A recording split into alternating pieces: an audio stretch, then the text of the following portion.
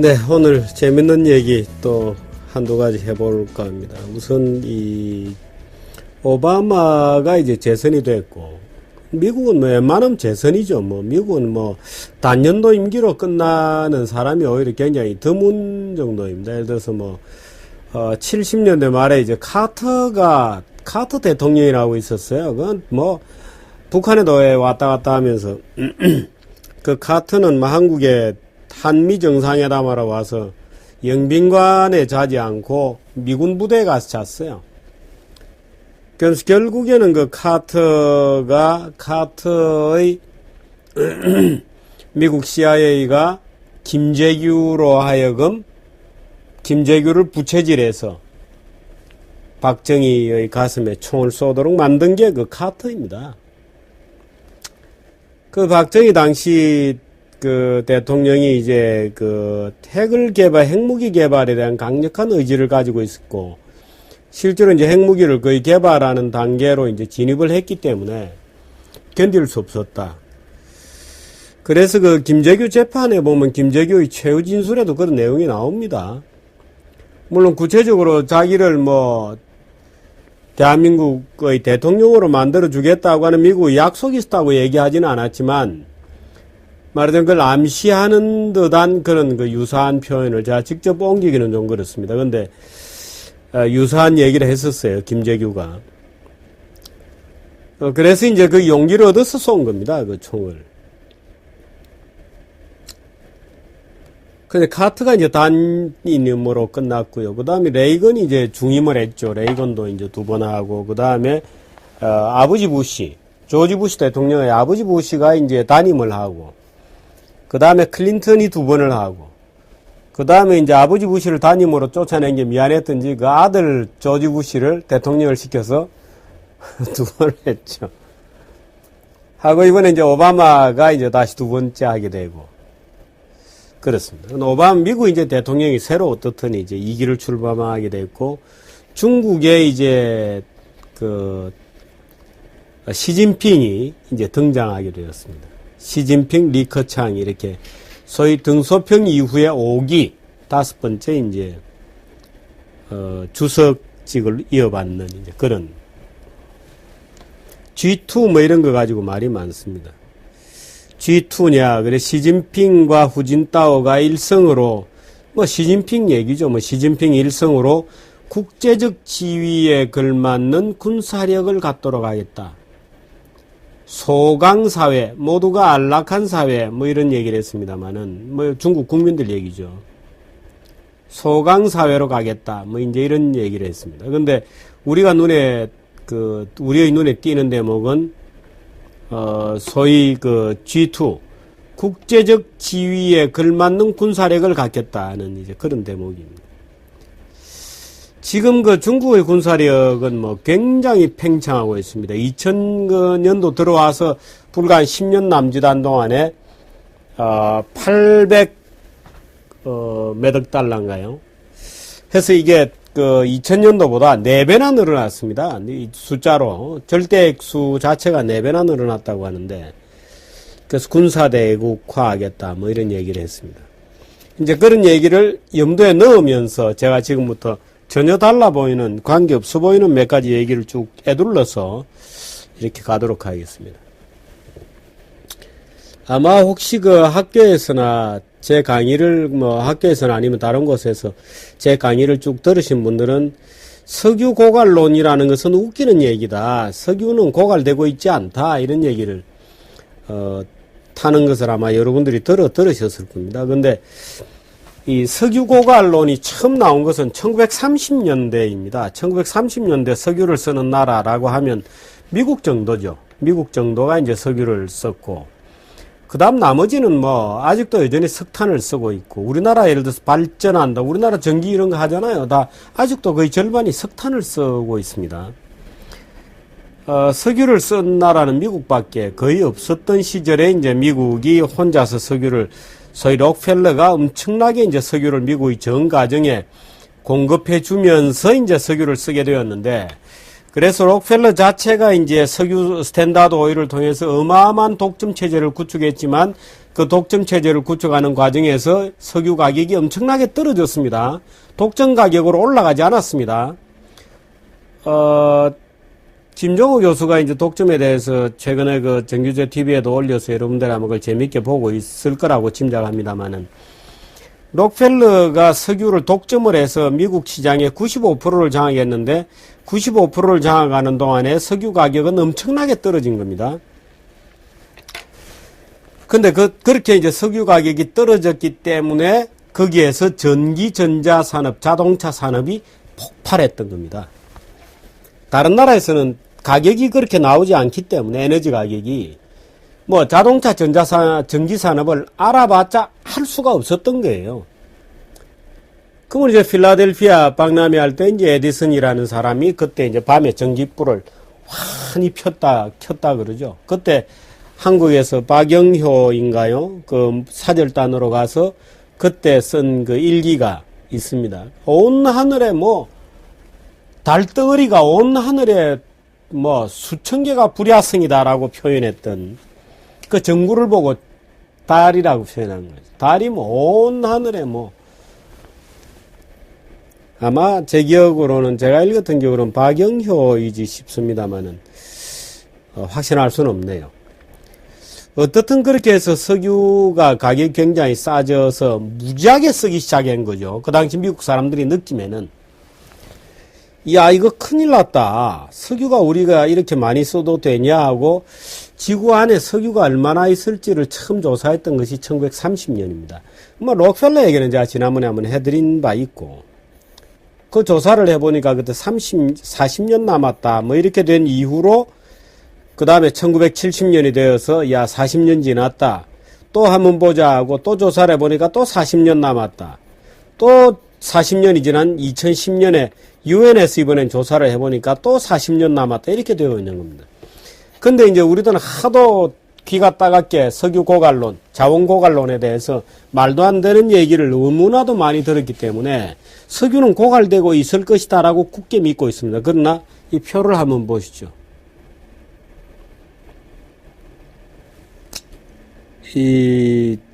다행히도 정규제 TV에서 아주 이 민한 인턴을 몇 명을 타고 있잖아요. 그거 공개했나? 민한 인턴이 몇 분이 이제 교대로 저를 도와주고 있습니다. 그래서 오늘 그 인턴 친구가 뽑아준 그래프 한번 보시죠. 크루드 오일 프루브드 리저브입니다. 빌리언 바렐입니다. 확인 프루브드 입증된 확인 매장량입니다. confirmed reserve라고 하기도 해요. proved 또는 confirmed reserve 같은 개념입니다. 리저브를 얘기할 때 우리가 예를 들어서 여러 가지 이제 단계에 따라 쓰는 말이 있는데 제가 알기로는 이 proved가 reserved하고 그 confirmed하고 같은 말입니다. reserve 확인 매장량. 1980년입니다. 이 100만 배럴인데요. 이 나머지 소수점 이하고 100만 1000만원 6억 4천 100만 10억이네요. 10억 100억 1000억 6410억 배럴이었습니다. 80년에 그림으로 보시죠. 뭐 6억 4천 배럴 가다가 언제 점프를 하나요? 점프를 합니다. 90년도 후반이네요. 여기서 2차 점프를 합니다. 지금 어디까지 와 있느냐? 늘어나서 proved reserve가 계속 늘어나고 있는 겁니다. 2009년도 현재 1조 3410억 배럴입니다. 재밌죠? 어떻게 보세요? 6천억 바렐 돼서 1980년에 지금 30년 지났잖아요. 30년 지난 지금 현재 2배 이상 늘어났습니다.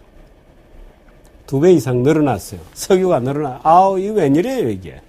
석유가 고갈되고 있다. 우리가 이렇게 떼쓰고 중국이 전 세계 석유의 뭐 20%를 갖다 쓴다. 그렇게 공포에 찬 석유 고갈론, 자원의 한계론, 내추럴 리소스는 고갈되고 있다 하는 얘기를 그렇게 귀가 따갑도록 들었는데 proved reserve보다 6천억 바렐에서 1조 3천억 바렐로 30년 동안 2배 이상 늘어났습니다. 왜 이런 일이 벌어질까요? 제가 그림을 하나 보여드릴까요? 다시. 이것도 우리 또 인턴 친구가 내가 하나 만들어 달라고 해서 만들어준 그림입니다. 예를 들어서 석유가 이렇게 매장량이 있다고 치면, 예를 들어서 어떤 단계에서의 기술, 지금 석유를 정제할 수 있는 발굴해서 정제하는 기술이 예를 들어서 뭐 1단계다. 그럼 석유 부존량은 1단계에서 이 정도가 되는 거예요. A단계가 되면 이렇게 늘어난, B단계로 기술이 심화될 경우에 뭐 엄청나게 또 늘어나는 거죠. C단계로 되면 또 뭐 몇 배 늘어나는 거예요. D단계가 되면 어떻게 되나요? 이제 이것을 이해해야 됩니다. 그럼 이게 내추럴 리소스는 그렇고, 우리가 흔히 왜 요즘 에그플레이션이다, 에그리컬처 인플레이션이다 해서 곡물 파동 얘기를 많이 하잖아요. 최근에 곡물 가격이 또 조금 올라가고 있습니다만은, 에그플레이션도 사실은 어떻게 보면 인재입니다. 인재입니다. 인간이 만들어 놓은 재앙입니다. 예를 들어서 바이오 퓨얼이다, 바이오 연료다, 뭐 이런 이름으로 소위 옥수수에서 에탄올을 엄청나게 만들어내도록 미국 정부가 강제를 했어요, 법으로. 뭐 전체 에탄올 그 옥수수 생산량의 뭐 30 몇 프로인가요? 그때 뭐 제가 한 번은 말씀드렸던 것 같습니다만은, 그 부시가 이제 그 중남부 옥수수 벨트, 조지 부시 시절에 중남부 옥수수 벨트에 있는 농민들에게 보조금을 합법적으로 주기 위해서 바이오 퓨얼이라고 하는 생 사기를 친 겁니다. 물론 부시는 속았을 수도 있지만, 자기 꾀 자기가 속았을 수도 있지만, 그래서 그 농민들에게 보조금을 엄청나게 주는 방법으로 바이오 퓨얼이라고 하는 것을 만들어내서 의무적으로 옥수수 생산량의 일정 부분은 에탄올로 만들어서 바이오 연료로 쓴다, 이렇게 되었거든요. 그래서 국제 곡물 가격이 폭등을 한 겁니다. 올해도 마찬가지로 전 세계 옥수수 가격이 폭등하고 이래서 유엔에서 미국에 대해서 그 에탄올 강제법을 폐기해라 하고 정식으로 요구를 하고, 오바마 정부가 폐기하겠다고 약속을 했어요. 이 그래프는 이 곡물 중에서도 윗입니다. 밀입니다. 밀 가격. 71년부터 2011년까지입니다. 그러니까 약 40년에 걸친 가격 변화인데요. 곡물 가격을 인플레 아저스트로 뽑은 겁니다. 인플레를 조정한 다음에, 예를 들어서 곡물 가격이 1% 올랐는데 물가도 1% 올랐다. 그러면 0% 오른 거하고 똑같잖아요. 말하자면 물가 상승률에 대비한 곡물가 상승률 그래프를 뽑은 겁니다. 1971년 가격이 지금 가격 정도 돼요. 말하자면 인플레 물가 상승률 정도를 감액해버리면 사실은 에그플레이션이 나고 이 난리가 났다고 얘기되지만 사실은 가격이 지금 그때 수준이고, 중심점을 보면 이렇게 떨어지고 있는 중이죠. 중심점을 보면 곡물 가격이 이렇게 떨어지고 있는 중입니다. 이 그래프는 나중에 제가 한번 우리 그때 책에 비오른 람보르라는 사람이 쓴 책에서 그 람보르가 만든 통계도 보면 그 통계는 19세기부터의 가격이 나옵니다만은 19세기부터의 가격이 보면 계속 떨어지고 있는 겁니다. 19세기부터. 이건 우리가 그래프를 보지 않아도 사실은 직감적으로 알 수 있죠. 왜? 옛날에는 굶는 사람이 굉장히 많았습니다. 지금은 아무도 굶지는 않습니다. 일부 아프리카의 사하라 사막 이남 쪽에 아직도 굶는 사람들이 있어요. 그건 이제 다른 정치적 이유 때문이지, 인류가 식량이 남아 돌아가는데도 그쪽에 원조로 안 해주기 때문에 일어나는 현상은 아닙니다. 수단에 미국 옥수수 구호 작물이 엄청나게 구호 식품이 들어갔는데 극단적인 환경주의자들이 가서 다 불살라 버렸어요. 콩하고 소이빈하고 콘을. 왜? 유전자 GMO다. 굶어 죽을 망정 GMO는 먹일 수 없다. 참 우스꽝스럽게도 GMO가 인체에 해롭지 않다고 저는 막 굳게 믿고 있습니다만은, 웃기는 말하자면 보수좌익들이다. 보수좌익들이다. 원래 좌익들이 굉장히 보수적인 면이 있습니다. 그래서 GMO 소동을 벌이면서 계속 굶어 죽이고 있는 것일 뿐이지, 다 불 지르고 이래요. 예를 들어서 미국에서 뭐 식량 원조기구 이런 데서 수단에 이런 데 이제 콩 같은 걸 이제 해서 엄청나게 갖다 실어 나르는데, 그 극단주의 환경운동가들이 와서 그거 다 불질러 버립니다. GMO 먹일 수 없다고. 그래서 굶어 죽고 있는 거죠. 그 여러분들 왜 무슨 지구에 아직도 10억 명이 굶어 죽고 있습니다 하는데, 굶어 죽고 있는 사람이 계속 줄고 있죠. 줄고 있는데 아직도 굶어 죽는 사람이 있죠. 그걸 빼빼하게 이제 흑인 애들 눈 튀어나오게 해가지고 돈 내라고 이제 하는, 돈 달라고 하는 국제구호단체들이 많죠. 물론 저도 기부금을 많이 냅니다만은, 그 기부금의 한 50 내지 60%는 다 자기들이 먹고 사는 겁니다. 원래 기부금이라는 게 그래요. 누구누구를 돕자 해가지고 기부금을 모으면 그 금액의 절반 내지 60% 정도는 그 운동을 하는 사람들이 먹고 살고, 시민단체가. 실제로 가는 거는 40% 내지 50%밖에 안 된다는 얘기가 있죠. 근데 어떻든 우리가 피부로 느끼죠. 아, 요즘은 이거 우리가 식비 밥 사먹는 거 정도 가지고 애로사항을 느끼지 않는데, 오히려 과다 섭취가 되어서 어떻게 하면 좀 덜 먹느냐, 다이어트를 하느냐 하는, 이게 이제 우리의 요즘 관심이죠. 그래서 강제적으로 수술까지 해서 지방을 덜어낼 정도로 과잉입니다. 말하자면 곡물의 상대 가격은 끊임없이 떨어져 온 겁니다. 70년부터 20년까지 40년 동안의 가격도 지금은 공교롭게도 이제 이렇게 올라왔을 때의 지금 가격입니다. 그것도 떨어지겠죠, 언젠가. 그건 중심점을 따라보면 계속해서 조금씩 떨어지는 추세예요. 인플레 어저스럼, 인플레를 감안해서 그림을 다시 그리면, 물론 절대 가격은 그때보다 지금 올라가 있습니다, 이렇게. 근데 인플레가 더 빠르기 때문에 이제 이런 현상이 오는 거죠.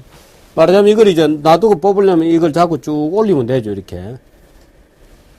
인플레만큼 지금 눌러놓은 겁니다. 곡물 가격도 오르지 않는다. 가스 가격입니다. 참 이 시절이 좋았던 것 같죠. 80년이 되면 1달러를 돌파합니다. 해서 이제 급등하다가 2006년도를 피크로 급락하고 있습니다. 2006년도입니다. 2006년도를 피크로 급락하고 있습니다. 아, 여기 자세한 그래프를 보니까 2008년 정도군요. 근데 어떻든 이제 2005년에서 2008년 요 사이에 이제 고공행진을 하다가 고원지대를 형성을 했다가 급락해서 지금 2012년도 현재 3달러 정도 와 있고, 2달러를 찍었다. 여긴 최저 가격이 나오나요? 1.89달러까지 4월 달에 찍었습니다. 1.89달러까지 찍고, 다시 지금, 약간 올라와 있습니다. 지금 아마 10월 현재, 글쎄요. 한 3달러 조금 넘어 있다고 며칠 전에 제가 봤습니다만은. 그러니까 이 고공지대에 있다가 떨어지고 있습니다. 오늘 이 얘기를 좀 길게 좀 드리려고 합니다.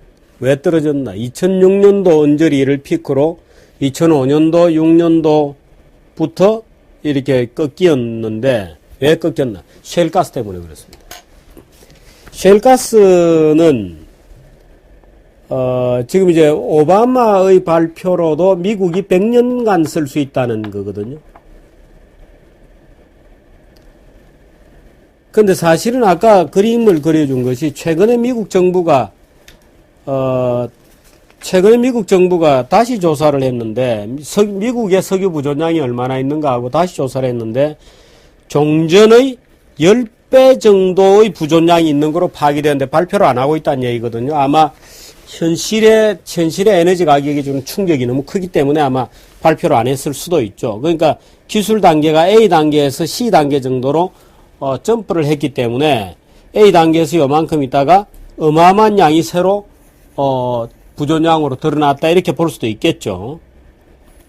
뭐 그건 루머입니다. 미국 정부가 아직 공식 발표를 안 했기 때문에. 제가 최근에 그 미국에서 온 이 탐사 전문가 한 분하고 얘기를 하다가 이 얘기를 물어봤어요. 미 정부가 최근에 그 조사를 하고 조사를 했는데 기존의 확인 proved reserve에서 또 10배나 늘어난 게 나타났다는데 당신 아느냐 하니까 자기도 조사한다는 얘기는 들었는데 결과가 어떻게 나왔는지는 아직 모른다 이런 얘기를 하더라고요. 그래서 제가 그런 얘기가 있다 하니까 자기도 미국 돌아가는 즉시 알아보겠다 뭐 이렇게 얘기를 했는데 아직 연락이 없습니다. 이 셰일가스 때문인데 셰일가스는 부존량 자체가 거의 무한대입니다. 셰일가스는 지금 부존량이 무한대입니다. 아까 뭐 이거죠. 그 부존량이 이렇게 석유 부존량이 늘어나고 있는 거거든요. 참 미스테리하죠. 한국도 뭐 이점에서 경제개발 엄청나게 했고 중국도 기름을 엄청나게 떼 쓰는데도 부존량은 이렇게 늘어나고 있습니다. 엄청나게 늘어나고 있는데 앞으로 계속 늘어날 겁니다. 문제는 셰일가스가 세계 경제와 정치에 미칠 영향입니다. 20세기 정치는 석유의 정치 전쟁이다 이렇게 불렸잖아요. 20세기는 석유의 전쟁이었다. 그래서 20세기가 시작되자마자 중동 지역, 터키 이동에 터키는 사실 독일 편에 1, 2차 대전에 독일 편에 잘못 붙었다가 아주 후진국으로 박살이 나버린 경우인데 그 줄도 잘 서야 돼요. 한국은 다행히도 미국 뒤에 줄을 잘 서서 그나마 번영이 지금 되고 있는 겁니다. 터키 같은 나라는 독일 뒤에 줄 서는 바람에 완전히 망가가 되어버렸죠. 그런데 20세기 역사 전체가 석유와의 전쟁이었다. 이렇게 만일에 우리를 할 수 있다면, 만일에 석유와 가스가 무진장하다면 석유와의 전쟁 구도는 없어진다. 없어진다? Yes. 그럴 것이다. 첫째 가능성.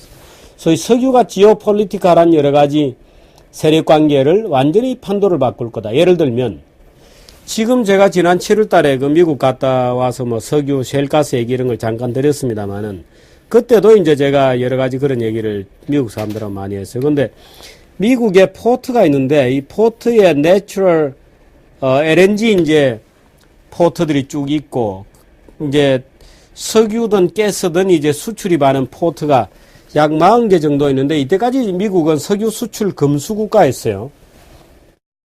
말하자면 석유는 내추럴 리소스를 수출하지 않았습니다. 우리가 쓰기에도 모자란데 왜 남한테 주나 이런 이제 논리로 석유를 비롯한 천연자원은 미국은 수출 금지 품목이었어요. 근데 이게 이제 2015년부터 2017년 사이에 지금 그 석유나 가스를 수입하게 되어 있던, 예를 들어 석유 같은 경우에는 육로 수입하는 경우도 있죠. 캐나다에서 예를 들어서 파이프라인을 꼽아서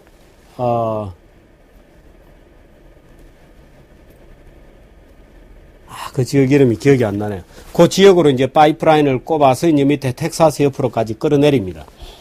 근데 그래서 이제 미국의 태평양 대서양 양연안에 이제 포트 항만들이 뉴멕시코만에까지 해서 쭉 있는데 뉴멕시코만에도 이제 LNG 기지가 크게 있고 전부가 수입용 부두였다는 거예요.